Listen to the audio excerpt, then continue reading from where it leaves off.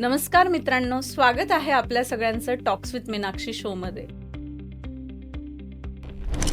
Wear learning meets motivation and every talk helps you to grow.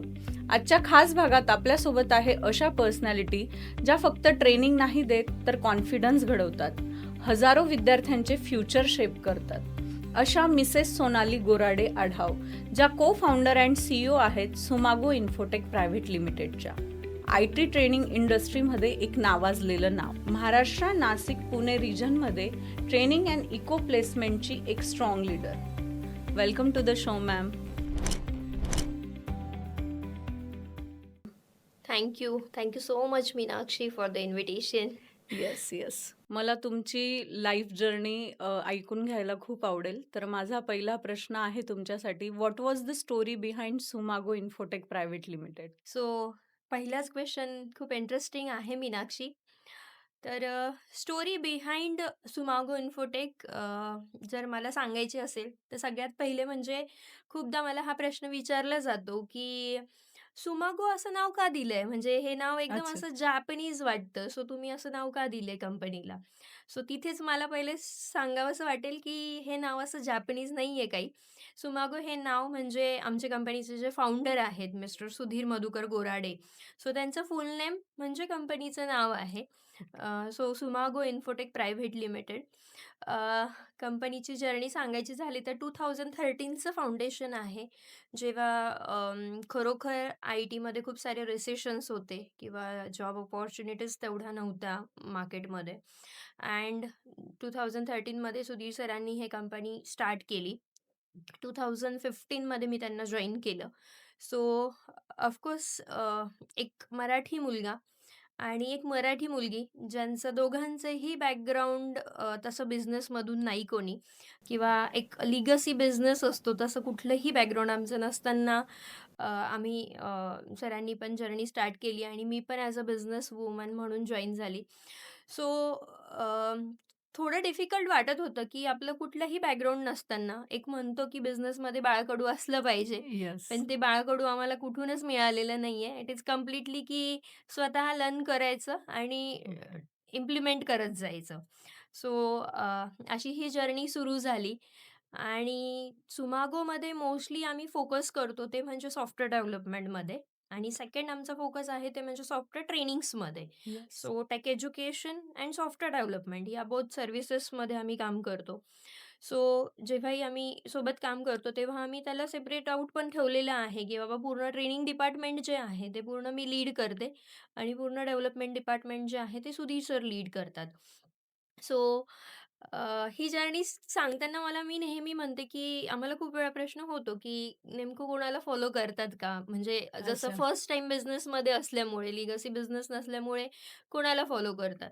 तर मी नेहमी म्हणते, की माझं कंपॅरिझन Infosys सोबत आहे, अरे वा. की मला Infosysसारखं आम्हाला घडवायची आहे कंपनी किंवा तिथपर्यंत आम्हाला जायचंय.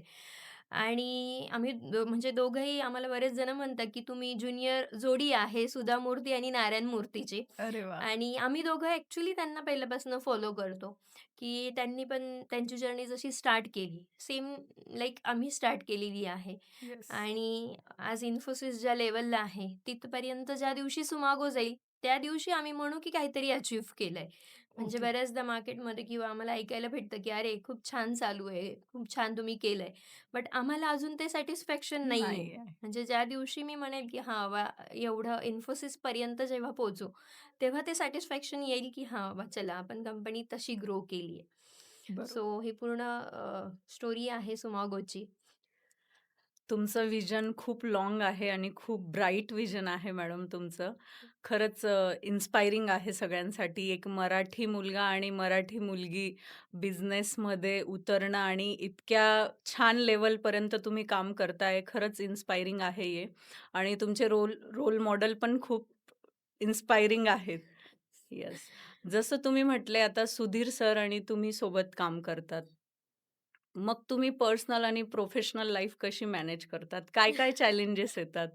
अगेन खूप छान क्वेश्चन आहे. असा प्रश्न बऱ्याचदा मला विचारला पण जातो, की बऱ्याचदा असं एक हं. डेफिनेशन आहे मार्केटमध्ये, की हसबंड वाईफ सोबत काम सोबत नाही काम नाही करू करत. शकत. बट माझ्या केसमध्ये हे कंप्लीटली म्हणजे चुकीचं आहे. ओके. कारण करू शकतात आणि खूप चांगलं ग्रो करू शकतात. कारण दोघांचे एकमेकांच्या स्ट्रेंथ असतात. जसं सरांची स्ट्रेंथ आहे त्याला मी जे काही जॉइन झाली आहे त्याच्यानंतर आमच्या दोघांच्या स्ट्रेंथ एकत्र आल्यामुळे बिझनेस ग्रो झाला. येस. ओके. आणि पर्सनल आणि प्रोफेशनल लाईफ सेपरेट कशी ठेवायची? तर त्याच्यासाठी आम्ही खूप म्हणजे पर्सनली, प्रोफेशनली डिफरंट आउट करतो. जसं की कंपनीचे जे पण डिस्कशन्स असतील, त्याच्यासाठी आमचा दोघांचा पण पार्टनर्सचा ग्रुप वेगळा आहे. ओके. बिकॉज कंपनीमध्ये we are the partner. We are. So we will discuss all the things जे काही आहे business related, we will discuss that only on a partners group. Okay. आणि पर्सनल लाईफमध्ये जे काही आमचे पर्सनल WhatsApp चॅट असतील, ते आमचं as a husband wife chat होतं, पर्सनल चॅट. सो तिथून सुरुवात करतो. तर अगदी घरामध्ये पण ऑफकोर्स मला बऱ्याचदा असा प्रश्न होतो, की दिवसभर सर तुम्हाला मॅडम म्हणतात आणि तुम्ही सर म्हणतात. तर घरी हं. जाऊन कसं काही चेंज होतं का? चेंज की होतं का? तुमच्या बोलण्यामध्ये सर, मॅडमच येतं. तर घरामध्ये एंट्री केल्यानंतर पहिलेच आमचं सुरू होतं, की मी अहो म्हणणार आणि ते सोनाली म्हणणार. सो अच्छा. घरामध्ये एंट्री केली म्हटल्यावर आमचं सर, मॅडम आम्ही ऑफिसलाच ठेवून जातो. आणि ऑफकोर्स घरामध्येही बिझनेस असल्यामुळे डिस्कशन्स खूप होतात. बट त्याला पण एक बाउंडरी सेट केली आहे, की ऑफकोर्स आपल्याला एका पर्टिक्युलर टाईमनंतर ऑफिसचं डिस्कशन नाही करायचंय. नाही का? बिकॉज ॲट द एंड आपण हसबंड वाईफ पण आहोत. Yes, so yes. Personal life, professional life separate ठेवता येते. तेवढी डिफिकल्ट नाहीये, पण त्याच्यासाठी आपल्याला त्या बाउंडरीज आखाव्या लागतात, ज्या आम्ही आखल्या आहेत. त्याच्यामुळे आम्हाला आत्तापर्यंत तरी कधी अडचण नाही आली आहे दोघं एकत्र काम करताना.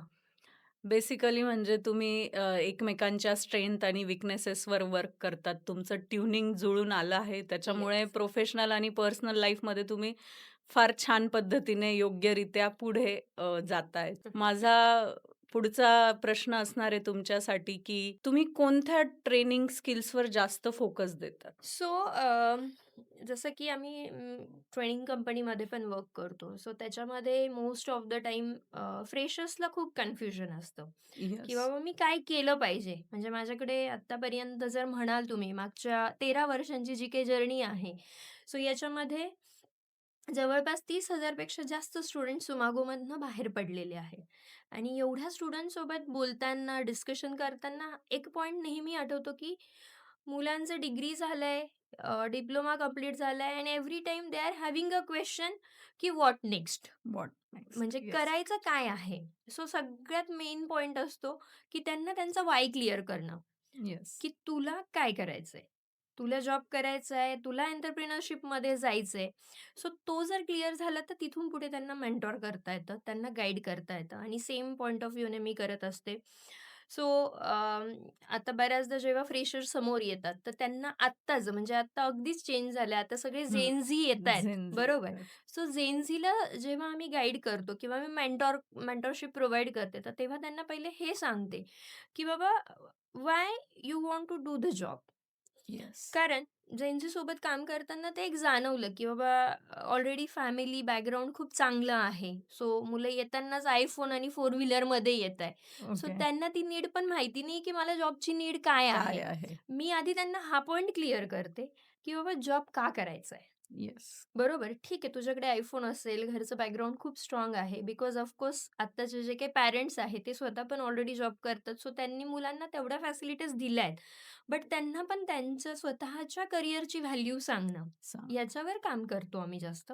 आणि मग ते रिअलायझेशन झालं, तर मग त्याला पुढचे स्वप्न आपण दाखवले पाहिजे, की बाबा येस. तू कोणत्या टेक्नॉलॉजीमध्ये गेला पाहिजे किंवा कुठल्या फील्डमध्ये तू करिअर केलं पाहिजे. मला मीनाक्षी सांगायला नक्की आवडेल, की असं पण बऱ्याचदा होतं, की आपली जी पर्सनॅलिटी असते त्याला हं. पण रिलेटेड आपण जे काही प्रोफाईल आहे ते सिलेक्ट केलं सिलेक्ट पाहिजे. केलं पाहिजे. पण बऱ्याचदा मुलांचं ते पण चुकतं, चुकतं. की फॉर एक्झाम्पल मी पहिल्यापासून एक्स्ट्रोव्हर्ट आहे. म्हणजे as a Sonali very extrovert. Communication किंवा बोलायला आवडतं. कुठल्याही नवीन व्यक्तीशी सोनाली आरामात बोलू शकते. बोलू शकतो. आणि मग ते मी माझ्या प्रोफाईलला खरोखर मॅच झालं. म्हणजे ॲज अ येस. सी-ई-ओ किंवा ॲज अ को फाउंडर काम करताना ते मॅच होतंय. बरोबर. बऱ्याचदा मी हे बघते, की मार्केटिंग फील्डमध्ये अगदी इंट्रोव्हर्ट पर्सन एंट्री करतो. येस. म्हणजे एम-बी-ए मार्केटिंग करणार आणि मार्केटिंगमध्ये जॉब करणार. बट ॲज अ बिलकुल पर्सनॅलिटी अपोझिट. Completely introvert. मग ते तुम्ही प्रोफाईल चूज करताना हा पण डिसिजन घेतला पाहिजे. बरोबर. आणि मग अगेन जसं की आपण म्हणतोय की तुम्हाला टेक्निकली सगळंच येतंय.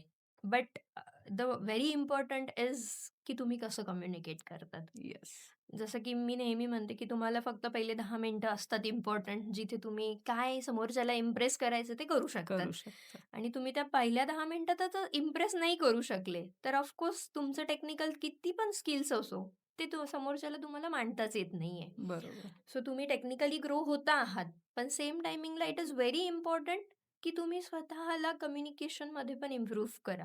तुमचे कम्युनिकेशन स्किल्स पण इम्प्रूव्ह करा. मॅम, खरंच तुम्ही खूप चांगलं काम करतायत, की 90% लोकांना माहितीच नसतं, की मला काय करायचंय? मला कुठे जायचंय? बरोबर. एक्झॅक्टली माझी पर्सनॅलिटी काय आहे? आणि काय? तुम्ही तेच त्यांचे स्किल्स उभारून त्यांना इंडस्ट्रीसाठी रेडी करताय. येस. तर मला अजून तुम्हाला असं विचारायला आवडेल, की टायर 2 आणि टायर 3 सिटीजमधले जे स्टुडंट्स असतात किंवा कॉलेजेसमधले असतात, त्यांना ट्रेनिंग देताना तुम्हाला फार चॅलेंजेस येत असतील. तर त्यांनी काय चॅलेंजेस येतात तुम्हाला आणि त्या स्टुडंट्सने कसं सामोरं जावं? Very interesting question Meenakshi. Tyre 2, tyre 3 cities. So खूप सुंदर स्किल्स आहेत मुलांकडे. म्हणजे येस. फ्रँकली स्पीकिंग, की सुधीर सारखे व्यक्तिमत्व जे नांदगाव सारख्या शहरातनं आलेलं आहे. So okay. हाच एक फिअर, की अरे मी नांदगाव सारख्या याच्यामध्ये राहिलोय, 11वी-12वी पर्यंत मी तिथे शिक्षण केलंय. तर मी नाशिकमध्ये जाऊन कसं करू शकतो? कसं? पण आज एक इन्स्पायरिंग स्टोरी आहे, की नांदगावसारख्या खेड्यामध्ये राहून जर एक मुलगा आज नाशिकमध्ये येतोय आणि एवढं बिझनेस एक्सपान्शन करतोय, तर मला वाटतं याच्यापेक्षा दुसरी स्टोरी मी सांगायलाच नाही पाहिजे. सांगायलाच नाही. कारण त्या मुलांमध्ये स्किल्स खूप चांगले आहेत. फक्त त्यांच्या स्वतःमध्ये जी भीती आहे ती म्हणजे सेल्फ डाऊट, अच्छा. की मी करू शकेल की नाही? येस. किंवा मी यांच्यासोबत जसं की माझ्याकडे बऱ्याचदा असं होतं, की अर्बन आणि रूरल सोबत बसतात मुलं हं. अँड दे वर लाइक की "अरे, हा मुलगा किती फास्ट बोलतोय, कम्युनिकेशन करतोय, इंग्लिशमध्ये बोलतोय आणि येस. मला ते येत नाहीये, मी बोलू की नको?" हं, सो हं. मी every time whenever I am discussing with rural and urban student, so मी त्यांच्यामधलं हे फिअर पहिले काढते. सो मी मुलांना नेहमी हेच सांगते, की "बाबा तू बोल. तुझी बोलण्याची सुरुवात झाली, तू कुठल्याही लँग्वेजमध्ये बोल, पण तू बोल." आणि मग येस. तेव्हा जाणवतं, की त्याच्यामागे फक्त तो जो लँग्वेज बॅरियर आहे, की मला इंग्लिशमध्ये थोडं प्रॉपर नाही सांगता येते. ते हं, ट्राय हं, करतात, हं. पण थोडं प्रॉपर नाही सांगता येते. तर तो जर बॅरियर काढला, तर तो मुलगा कधी-कधी इतका स्किल्ड असतो, त्याच्याकडे टेक्नॉलॉजी नॉलेज एवढं असतं, की त्या केसमध्ये मला नाही वाटत, की तो लँग्वेज बॅरियर आपण ठेवला पाहिजे. येस. बिकॉज ऑफकोर्स जेव्हा तुम्ही ॲज अ कॉम्प्युटर इंजिनिअर किंवा आय-टी इंजिनिअर म्हणून एखाद्या मुलाचं सिलेक्शन करताय किंवा त्याला डेव्हलपमेंटच करायचंय, तर त्याला बोलायचं कॉम्प्युटरसोबत आहे. बरोबर. त्याला कॉम्प्युटर लँग्वेज आली, तर इंग्लिश कम्युनिकेशन खरोखर तेवढं मॅटर करतं का? करतं. आणि पुढे जाऊन मी हे पण सांगेल, की ऑफकोर्स पुढे मॅटर करतं बाय द टाईम जेव्हा तुम्हाला क्लायंटसोबत डिस्कशन करायचंय. पण जसं तो बाय द टाईम त्याचा एक्सपिरियन्स बिल्ड होतोय, तसं तो त्या एन्व्हायर्नमेंटमध्ये आल्यावर त्याचं बाकी पण स्किल्स सुधारतात. त्याचं बरोबर. कम्युनिकेशन इम्प्रूव्ह होतं, त्याची लिव्हिंग स्टाईल चेंज होते, त्याचं गेस्चर पोश्चर्स चेंज होतात. ते चेंजेस होता पण आपण त्याला कुठेतरी आधी चान्स दिला पाहिजे. चान्स दिला. आफ्टर 1 इयर तो पण तेवढं त्याच्यामध्ये आपल्याला पण जाणवतं चेंज झालेलं. फक्त ते एन्व्हायर्नमेंट भेटलं तर ते चेंजेस दिसतील आपल्याला. बेसिकली मला हे सांगायला आवडेल, की स्टुडंटने सेल्फ डाऊटपेक्षा स्वतःला एक्सप्रेस केलं पाहिजे, की येस. तुमच्याकडे काय स्किल्स आहे तुम्ही एक्सप्रेस करा. आपोआप मार्ग निघतो त्याच्यातून आणि तुम्ही पुढे जाऊ शकतात. करेक्ट. तर फिअर बिलकुल नाही ठेवायचा आहे कोणीच आणि येस. पुढे व्हायचंय. ऑफकोर्स तो फिअर सोडला तर तुमच्यामध्ये जे स्किल्स आहे ते तुम्ही प्रेझेंट करा. जेणेकरून मला नाही वाटत की तुमच्यापर्यंत अपॉर्च्युनिटी नाहीये. मला असं विचारायचं आहे मॅडम तुम्हाला, की वुमन एंटरप्रेन्योर म्हणून तुम्हाला खूप चॅलेंजेस आले असतील. इतकं सोपं नसणारी ही जर्नी. तर मला येस. ते चॅलेंजेस पण ऐकून घ्यायला आवडतील तुमच्याकडून. So Meenakshi most of the time असं होतं की अ, मला बऱ्याचदा विचारतात की तू वुमन एंटरप्रेन्योरशिपमध्ये किंवा एंटरप्रेन्योरशिपमध्ये गेली, जॉब का नाही सिलेक्ट केला? सो फर्स्ट ऑफ ऑल म्हणजे मी ॲज अ सोनाली असं आहे की बाबा आपण म्हणतो ना वन लंच, वन पंच. सो त्या टाईपची मी नाही आहे, की एक जॉब म्हणजे ऑफकोर्स एक पंच आणि एक लंच, एक येस. ड्युटी असते आणि त्या प्रोसेसमध्ये मे बी मी सेट होणारी नव्हती. कारण जसं मी मगाशी पण सांगितली, की आय एम व्हेरी एक्स्ट्रोव्हर्ट. त्याच्यामुळे मल्टिपल गोष्टी करायला आवडतात किंवा मला बोलायला पण आवडतं. त्याच्यानंतर मला लोकांना वेगळ्या-वेगळ्या भेटायला आवडतं, मीटिंग्स करायला आवडतं आणि मग तेच स्वतःमधले स्किल्स मला पहिल्यापासनं बिझनेसमध्ये आणण्यासाठी फोर्सफुली मी आली नाहीये. तर बिझनेसमध्ये येण्यासाठी हे स्किल्स मला जाणवले, की जे माझ्यासाठी आहे. And second thing is that की चॅलेंजेस येतात, नॉट लाइक कारण बिझनेस इज लाइक आणि त्याच्यात पण स्वतःचा बिझनेस करताना टाईम लिमिटच नाहीये. म्हणजे बिलकुल. माझं ऑफिस इन टाईम तरी आहे, की सकाळी 10:00ला मला ऑफिसला पोहोचायचंय. But out time never fixed. कधी मला येस. 11 होणार, कधी 12 होणार, कधी 2 आणि 2:30 पण झालेले आहेत, की आम्ही ऑफिसला जेव्हा आमचे प्रोजेक्ट्सचे डिप्लॉयमेंट्स असतात, तेव्हा ऑफकोर्स जर एखादी लेडीज थांबलेली आहे ऑफिसला, तर सेम टाईम मी हा विचार करते, की नाही बाबा आज माझ्या टीममधल्या काही लेडीज, गर्ल्स थांबलेल्या आहेत, ज्या काम करतायत. सो त्यांच्यासोबत मी थांबलंच पाहिजे आणि गर्ल्स जरी नसेल, पण पूर्ण टीम जर थांबली तर आम्ही नेहमी हा फील करतो, की यार टीम काम करते तर आपण कसं घरी जाणार? म्हणजे राइट. आमच्यामध्ये तो दोघांमध्ये पण आहे, की जर टीम काम करते तर आपण घरी नाही जायचं. मग कधी-कधी आम्हाला अगदी असंही झालंय, की 2, 2.5, 3 पण झालेले घरी जायला. आणि त्या केसमध्ये मी हेच म्हणेल, की एंटरप्रेन्योरशिपमध्ये ॲज अ लेडी काम करताना तुम्हाला फॅमिली सपोर्ट खूप इम्पोर्टंट असतो. येस. आणि कारण टाईम लिमिट नाहीये. म्हणजे घरच्यांना माझ्या घरी कधीच माहिती नाही, की मी कधी येणार आहे. तसं जॉबमध्ये कसं आहे, की फिक्स आहे. चला बाबा आज ही सकाळी 8:00ला गेली आहे, 4:00ला घरी येणार आहे. सो फॅमिली काहीतरी प्लॅन करू शकते, की आज आपली सून 4 वाजता घरी आल्यानंतर आपण कुठेतरी जाऊयात किंवा काही प्लॅन येस. करूयात. बट माझ्या साइडमध्ये असं आहे, की माझे सासू-सासरे कधी प्लॅनच नाही करू शकत, की यांची येण्याचं टायमिंग फिक्सच नाहीये. फिक्सच नाही. सो त्याच्यामध्ये मी तेच म्हणेल, की तो फॅमिली सपोर्ट आहे आणि खरंच माझी मॅटर्नल फॅमिली ॲज वेल ॲज माय लॉ फॅमिलीज दोघं पण खूप सपोर्टिव्ह आहे आणि त्यांच्या सगळ्यांच्या सपोर्टमुळेच मी सांगू शकते, की मी आज बिझनेससाठी एवढा टाईम देऊ शकते आणि बिझनेसला ज्या लेव्हलवरनं आम्ही आज इकडे आणलंय म्हणजे 13 वर्षाचा जो काही आमची जर्नी आहे, त्याच्यातले पहिले 12 वर्ष तर मी म्हणेल, की एक तपच होतं, की हे तप करताना खरोखर फॅमिली सपोर्ट प्लस स्वतः पॅशनेट असणं. म्हणजे मी खूप महत्वाचं आहे. एंटरप्रेन्योरशिपमध्ये तर मी नेहमी सांगते, की तुमचं पॅशन तुम्हाला काम करायला भाग पडतं. बरोबर. सो एंटरप्रेन्योरशिपमध्ये जाताना तुम्ही पॅशनेटली गेले पाहिजे. तुम्ही खूप इम्पोर्टंट गोष्ट सांगितली, की फॅमिली सपोर्ट पाहिजे. येस. फॅमिली सपोर्ट शिवाय थोडं डिफिकल्ट होऊन जातं. मॅम, मी तुमच्या करियर कमबॅक प्रोग्रामबद्दल खूप ऐकलं आहे. खूपच इनोव्हेटिव्ह प्रोग्राम तुम्ही लॉन्च केला आहे. काय आयडिया होती त्याच्यामागे? मला आज तुमच्याकडूनच ऐकून घ्यायचं आहे, की काही तुमची पर्सनल स्टोरी आहे का त्याच्यामागे? मीनाक्षी तशी पर्सनल स्टोरी काही नाहीये. कारण सोनालीने करियर कमबॅक हा प्रोग्राम सुरू करण्यामागे एकच उद्देश होता. तो म्हणजे बऱ्याचदा अशा लेडीज येतात ऑफिसमध्ये, की मला जॉब करायचा आहे किंवा माझ्या स्वतःची आत्ता जी करंट सुमागोची टीम आहे, त्याच्यामध्ये पण अशा खूप साऱ्या लेडीज आहे, की ज्यांनी 6 वर्ष, 7 वर्ष, 8 वर्ष करियर गॅप घेतला आणि मग आम्ही त्यांची जर्नी स्टार्ट केली आहे. म्हणजे अगदी त्यांना आपण ट्रेनिंग प्रोव्हाईड केलं. ट्रेनिंग प्रोव्हाईड केल्यानंतर त्यांनी त्यांचं जॉब पण आमच्याकडे स्टार्ट केला आणि now they are doing fantastic work. म्हणजे मला असं कधी-कधी वाटत नाही, की बाबा माझ्याकडे अशा पण लेडीज आहे, की ज्या आत्ता इतकं सुंदर काम करतात. त्यांना कुठल्याही कामात टाका, त्या तेवढंच 100% देतात आणि मग ह्याच सगळ्या लेडीजला बघून तो कॉन्फिडन्स बिल्ड व्हायला लागला होता, की ओके. अरे जर ह्या करू शकतात, अशा खूप साऱ्या लेडीज आहे, ज्यांना एक तर मॅटर्निटी ब्रेकमुळे किंवा येस. एकतर काही फॅमिलीजमध्ये काही इश्यूज असल्यामुळे त्यांना त्यांचं करियर परत स्टार्ट नाही करता आलंय. पण त्यांना करण्याची खूप इच्छा आहे. येस. कारण असं मी बऱ्याच माझ्या स्वतःच्या नेटवर्कमध्ये पण बघते, की एखादी मुलगी आहे, इंजिनिअर आहे, आय-टी इंजिनिअरिंग केलंय, कॉम्प्युटर इंजिनिअरिंग केलंय आणि मग ती नेहमी ह्याच प्रेशरमध्ये असते, की यार मी इंजिनिअरिंग केलं, पण आत्ता मी काहीच करत नाहीये. येस. सो त्या लेडीजसाठी मला हा प्रोग्राम स्टार्ट करण्यासाठी एक व्हिजन मिळालं आणि हा प्रोग्राम मी 2025ला मदर्स डेला लॉन्च केला होता. म्हणजे करियर ओके. कमबॅक प्रोग्राम हा स्पेशली फॉर द मदर्स होता, की बाबा ज्या मदर्स आहे, ज्यांनी आपल्या बेबीसाठी तो ब्रेक घेतलाय. ब्रेक कारण घेतला. मोस्टली लेडीजचा ब्रेक होतो तो म्हणजे एक तर बेबी होण्यासाठी किंवा मग काही फॅमिली काही पर्सनल इश्यूज असले तर. तर मला त्याच्यात पण माझं एनालिसिस आणि रिसर्चमध्ये असं जाणवलं, की बेबीसाठीचाच ब्रेक आहे.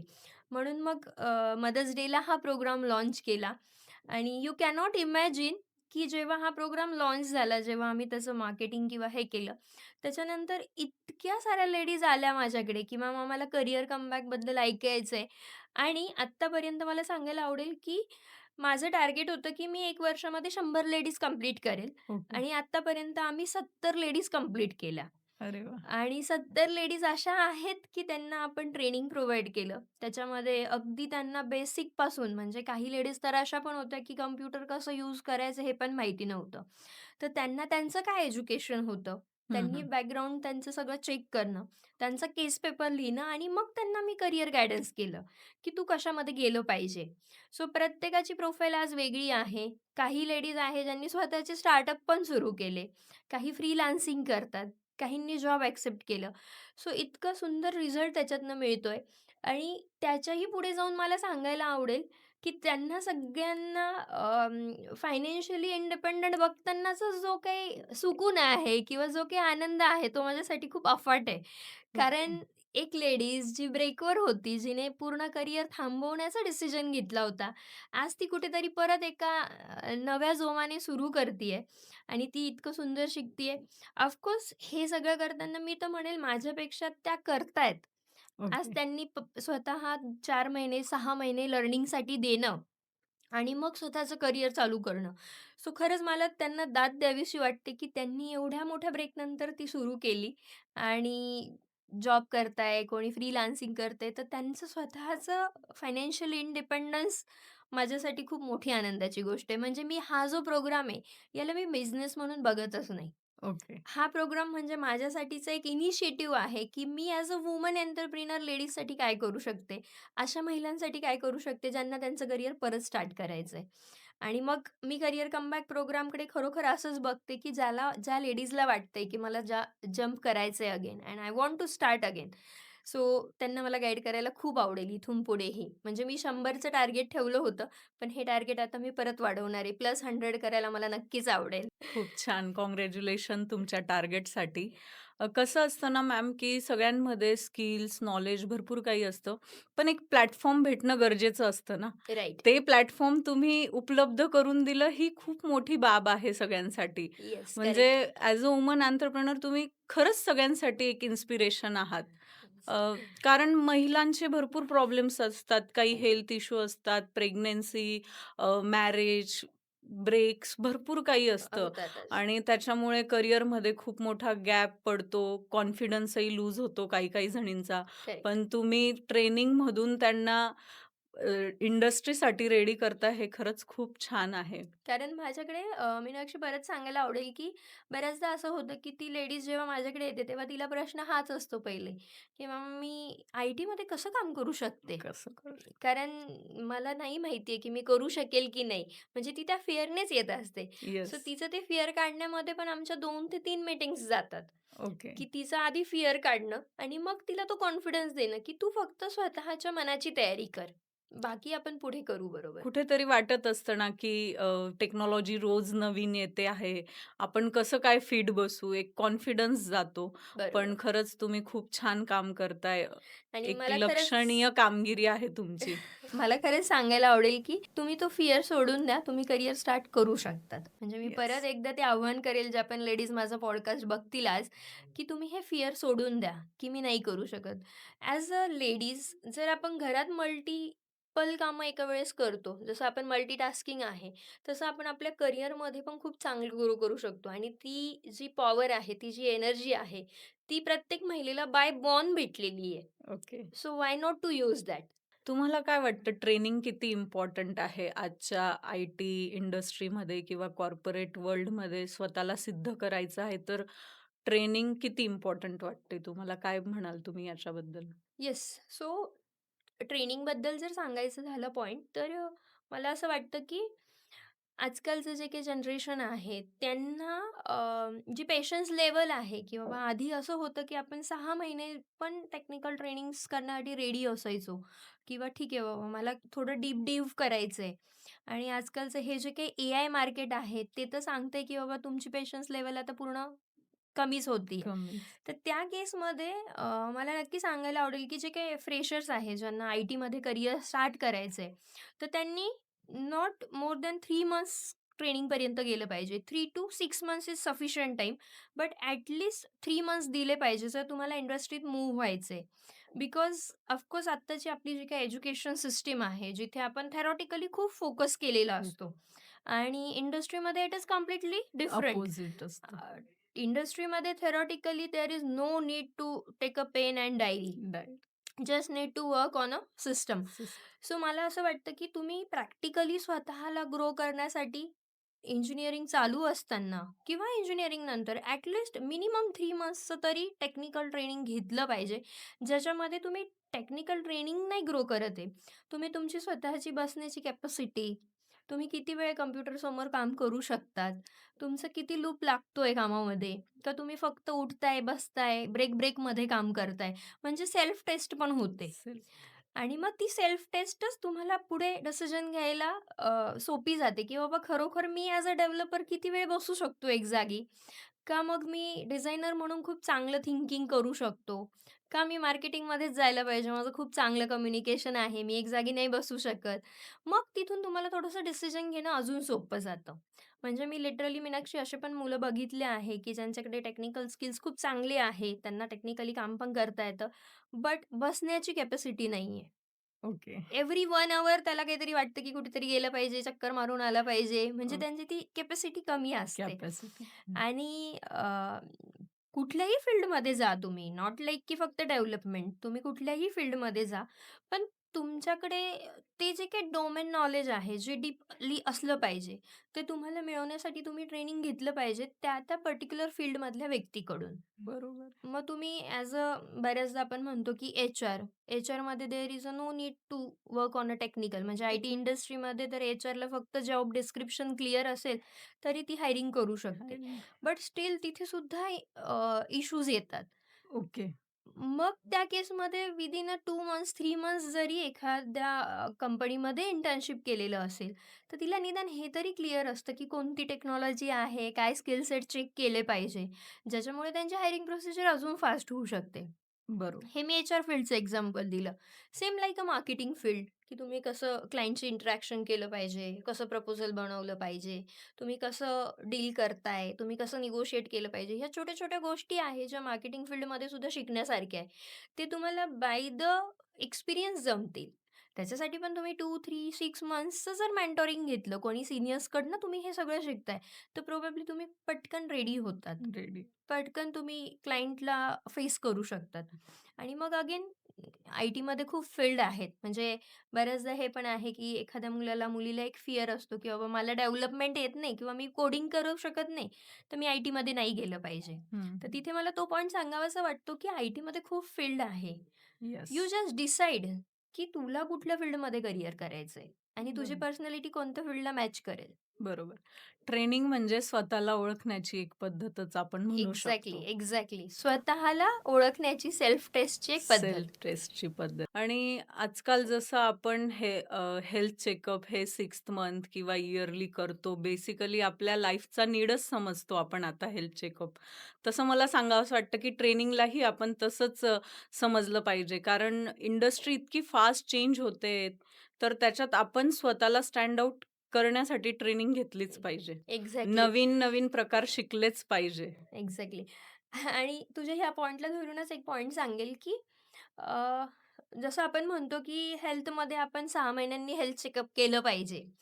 तसं मी सांगेल, की आपल्या करियर जर्नीमध्ये पण एक मेंटॉर असला पाहिजे, की येस. जो मेंटॉर आपल्याला आपल्या लाईफच्या प्रत्येक इयरनंतर काहीतरी मेंटॉरिंग करेल. मेंटॉरिंग. म्हणजे फ्रँकली स्पीकिंग, की आत्ता आम्ही जेव्हा बिझनेस करतोय, 10 इयर्स कंप्लीट झाले, तर आम्ही सुद्धा मेंटॉरशिप एक्सपेक्ट करतो. की बाबा येस. माझ्या पुढे ज्यांची 20 वर्षापासून कंपनी आहे, जे 25 वर्षापासून कंपनी रन करताय, त्यांचं मेंटरशिप आम्ही घेतोय, की बाबा आत्तापर्यंत आम्ही ह्या स्टेजला कंपनी आणली आहे, व्हॉट नेक्स्ट? What next? किंवा आम्हाला आत्ता काय केलं पाहिजे? अजून कुठे आम्ही स्वतःला ग्रो केलं पाहिजे? कोणत्या फील्डमध्येच गेलं पाहिजे? सो मला हे नक्की सांगायला आवडेल, की तुमच्या लाईफमध्ये अगदी तुमचं एज्युकेशन असेल, कॉलेज असेल, तुमचं स्कूलिंग असेल किंवा तुमचा जॉब असेल.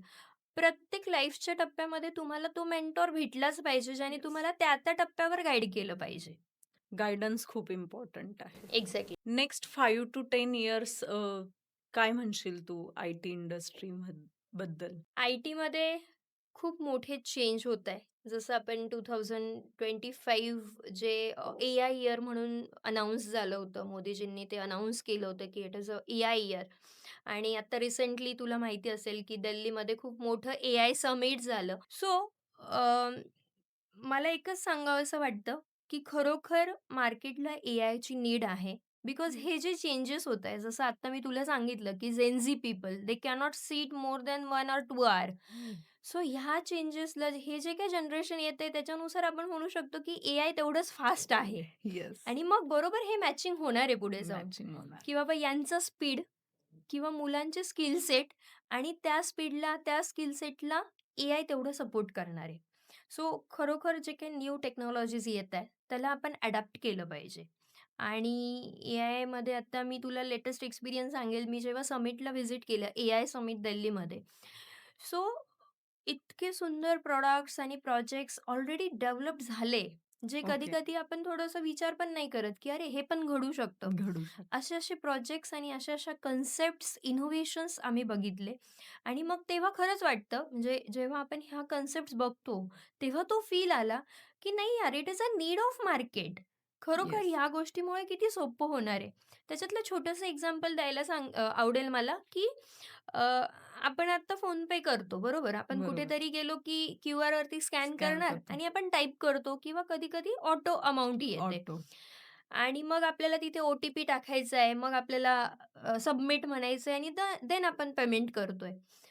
समिटमधलं एक खूप सुंदर आवडलेलं मला इनोव्हेशन होतं, की मी ड्रायव्हिंग करतीये आणि I just want to send that ₹15 to someone. Okay. So I will just completely त्याला कॉलिंगवरती प्रोसेस कंप्लीट करणार.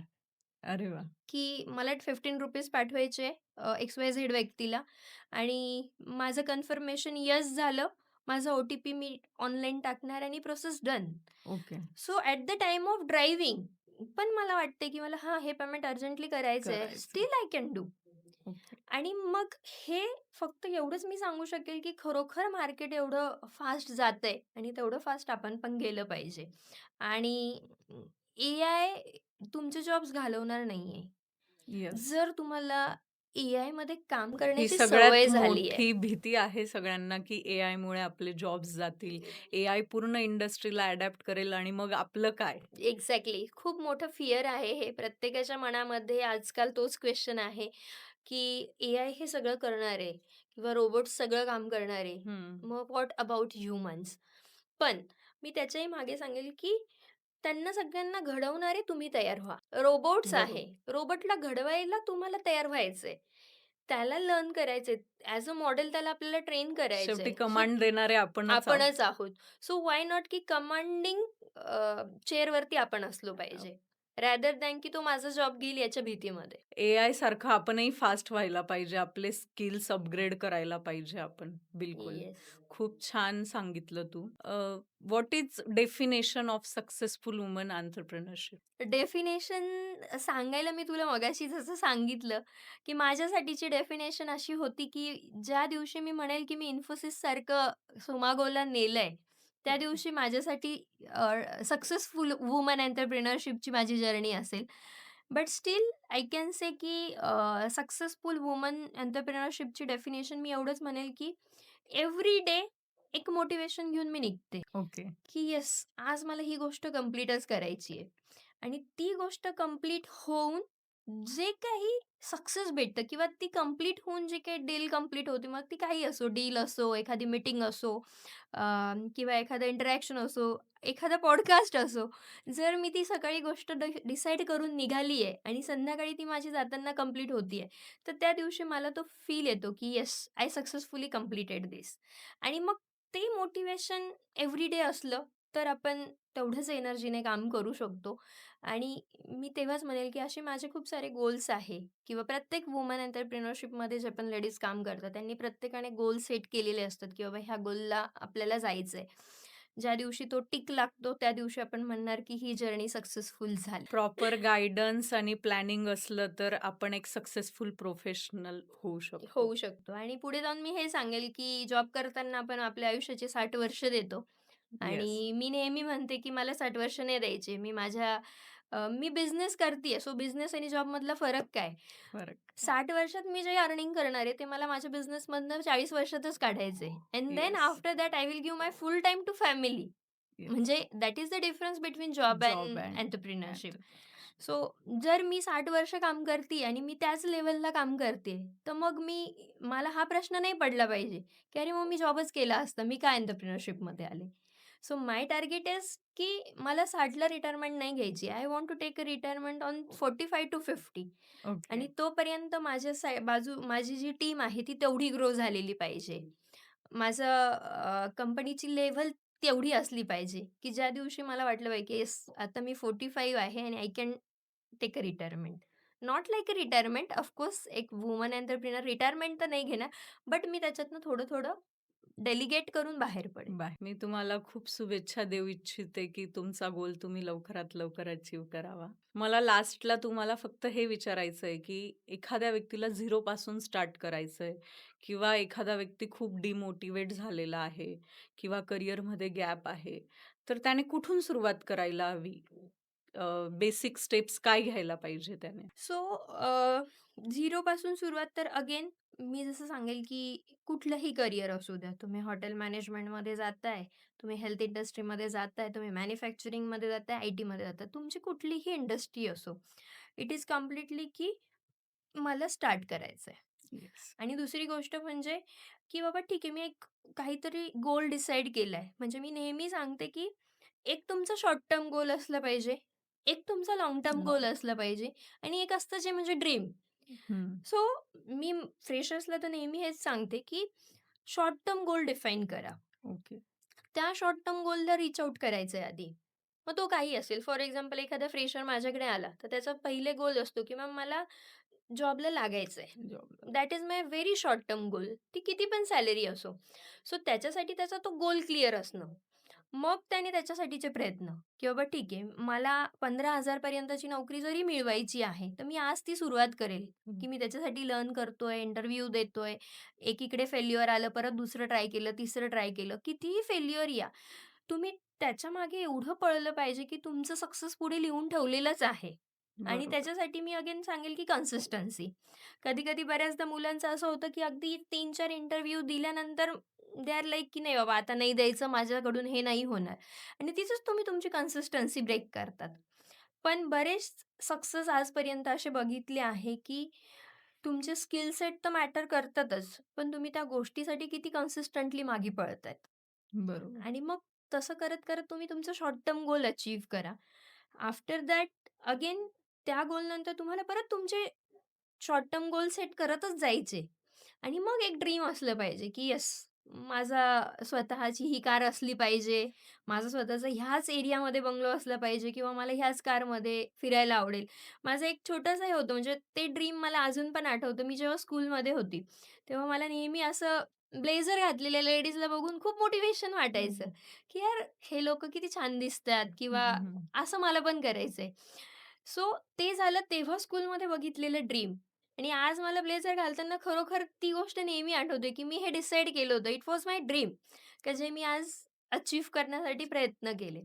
तसंच आपलं एक ड्रीम असलं पाहिजे. ज्या ड्रीमपर्यंत पोहोचण्यासाठी तुम्ही आधी शॉर्ट टर्म गोलवर फोकस करा. Then you can focus on long term goal and then एक ड्रीम, की जे ड्रीमपर्यंत मला पोहोचायचं आहे. कन्सिस्टन्सी आणि डिसिप्लिन असणं खूप महत्वाचं आहे गरजेचं आहे. आणि एक पाऊल तुम्हालाच उचलायचं आहे उचलायचं स्वतःला आहे. आणि शेवटी प्रयत्नांशील परमेश्वर आपण म्हणतोच. परमेश्वर. करेक्ट. सो कन्सिस्टन्सी, डिसिप्लिन हे दोन्ही गोष्टी जरी असल्या तरी सक्सेस आहेच आहे. धन्यवाद मॅडम तुमचं. आजचं कन्व्हर्सेशन खरंच खूप इन्स्पायरिंग होतं. तुमच्या अनुभवातून आणि मार्गदर्शनातून आमच्या व्ह्युअर्सना नक्कीच नवीन दिशा मिळेल. मित्रांनो, जर तुम्हाला हा कन्व्हर्सेशन आवडला असेल तर लाईक, शेअर, सबस्क्राईब करायला विसरू नका. अशाच रिअल लाईफ स्टोरीज आणि इन्स्पायरिंग सेशनसाठी पाहत रहा टॉक्स विथ मीनाक्षी शो. पुन्हा भेटूया. तोपर्यंत कीप लर्निंग, कीप ग्रोइंग. खूप खूप थँक मॅडम तुमचं. Meenakshi. Thank you so much. तू मला तुझ्या पॉडकास्टसाठी इन्व्हाईट केलं आणि खूप सुंदर आपलं डिस्कशन झालं आणि मला येस. नक्कीच इथून पुढेही असे पॉडकास्ट करायला आवडतील. येस. सो थँक आणि यू वन्स तुम्ही अगेन. जे करियर कमबॅक प्रोग्रामबद्दल बोललात, ज्या वुमेन्सपर्यंत हा पॉडकास्ट पोहोचणार आहे, त्या नक्की स्वतःतला कॉन्फिडन्स जागवून स्वतःला सिद्ध करतील, अशी मला बिलकुल आशा येस. आहे. नक्कीच. मला नक्कीच सांगायला आवडेल, की खरंच तुम्हाला जर वाटतंय करियर ब्रेक घेतलाय आणि आता करियर स्टार्ट करायचंय. सो ज्या वुमन्स हा व्हिडिओ बघताय त्यांच्यासाठी मी नक्की सांगेल, की you can contact directly. Sumago office Nashik, Pune दोन्ही लोकेशनला वर्क करतंय. सो तुम्हाला वाटतंय तुम्ही डायरेक्टली रीच आउट करू शकतात. येस. नक्कीच तुम्हाला एक छान प्लॅटफॉर्म उपलब्ध होणार आहे सुमागो इन्फोटेक प्रायव्हेट लिमिटेडचा. Thank you.